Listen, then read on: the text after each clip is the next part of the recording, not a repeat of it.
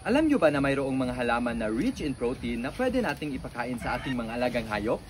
Ito ang mulberry at madre de agua.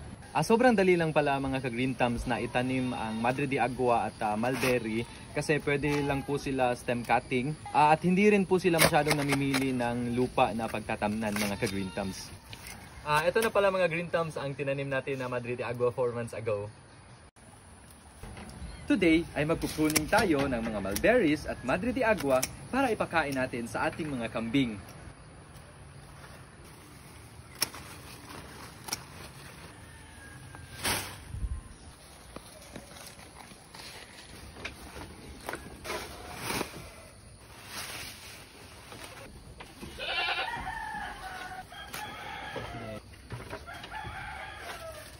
Hey, naroon ka!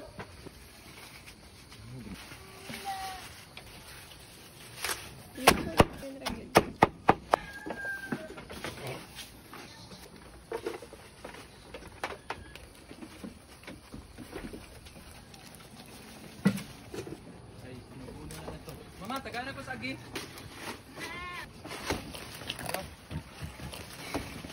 So, yan lang po for today mga green thumbs. Gutom na yung kambing natin.